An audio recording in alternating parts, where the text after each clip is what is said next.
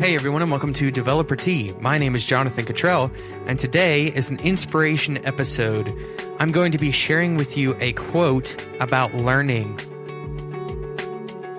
As you know, I am very interested in the concept of learning about learning. It is a meta concept of sorts. Investigating how we learn.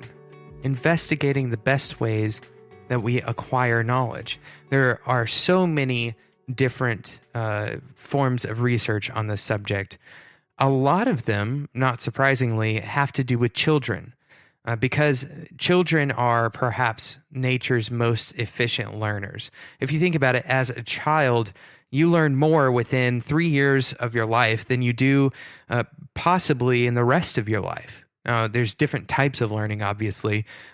Linguistic learning, for example, children are said to be able to learn about 63 or so new words per week, which is an incredible number of words. In fact, I challenge you to learn even 5 new words a week. You'll quickly find out that children are much more efficient at understanding new linguistics than you are. And there's a lot of variables that go into that, some of which we do not have control over. But there's a particular aspect about the way that children learn that I think we can learn from and start to implement in our daily lives, especially as developers with day jobs, with a lot of our time spent on deliverables and meeting objectives. So the quote goes like this: "Children learn as they play. Most importantly, in play, children learn how to learn." And we've talked about learning how to learn in the past on this show. We outline a lot of different methods that you might adopt when learning how to learn. But one thing that we don't talk about very often is this concept that maybe we learn more like we used to as children. And children learn through play.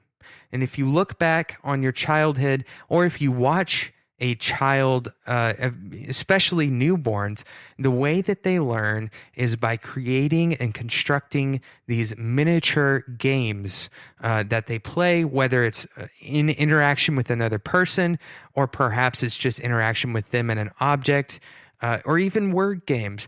If you watch a child as they go about their daily life, they are wired to learn, and children have a natural tendency to play. So if you think about it, the fact that children learn way more efficiently than their adult counterparts would learn, children also play a lot more than their adult counterparts might play.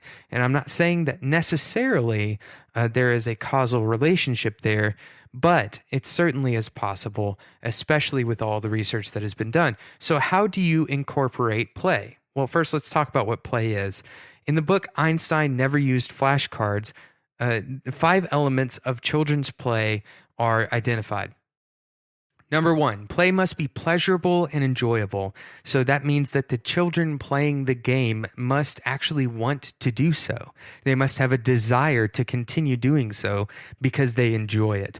Number 2, play must have no extrinsic goals. There is no prescribed learning that must occur. In other words, you can't give a child the objective of learning math, but then tell them they can make a game out of it. They will still have that objective in their minds, and then play can't occur in its pure form. Instead, play must be entirely exploratory. It must be entirely learning as a side effect of play. So then number 3 is play is spontaneous and voluntary. In other words, you can't force play. You must choose to play, which gives you a kind of a framework of when you might play. You can't plan it into your schedule very easily. When you are feeling like playing is when you go and play. When a child wants to go play, that is when they are most likely to learn from playing. Okay, so number 4 is play involves active engagement on the part of the player. Of course, you can't play without actually actively doing so. This one is less applicable to us than it is to children, because quite often children may be disinterested and they may disconnect from for example, a social play atmosphere. But if you are choosing to engage in play, then obviously you have to actively engage in that. So then number 5 is play involves an element of make-believe. Now, this is the one that is really hard for us to do. What exactly is make believe for an adult in a play scenario? So, one example would be in video games. So play in a video game provides a world for you. It provides a situation that is not real, but you are suspending your reality and instead for a period of time adopting a new reality. And that is make believe. Adopting the reality. For example, if you're playing the game Monopoly, you adopt the reality that you have limited resources and that you cannot just reach over and grab money out of the bank because you're following the rules of the game. And that construction, that make believe, is a world where you are learning. You are learning to play by the rules of a world that doesn't actually exist. And in that world, you're exploring ways of exploiting those rules. You're exploring ways in which your interactions have effects on the outcome of the game and your interactions with the rules. How can you exploit certain parts of the rules in order to get ahead?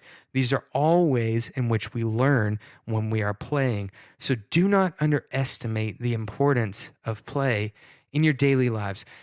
Especially as developers, we often get caught up, like I said, in a world of deliverables. So make it a practice to give yourself space to explore something that seems fun to you. Create something that doesn't have a particular design or that doesn't have a particular plan in place for you to create. Explore possibilities that are given to you by the constructed world inside of your browser or inside of whatever it is that you're creating something for. Thank you so much for listening to Developer Tea. I hope you enjoyed this episode. Let me know on Twitter if you did or if you didn't at Developer Tea. You can always get in touch with me at developertea@gmail.com. I love getting questions from listeners that I can answer on the show. You can record those questions and send them to me as attachments in emails, and I'll include them on the show as long as they are of a decent quality. Thank you so much for listening. If you're enjoying this show, make sure you leave a review in iTunes. It's the best way to help other developers find Developer Tea. And finally, if you are enjoying this show and it is providing value to you, please consider becoming a monthly supporter at developertea.com/donate. Until next time, enjoy your tea.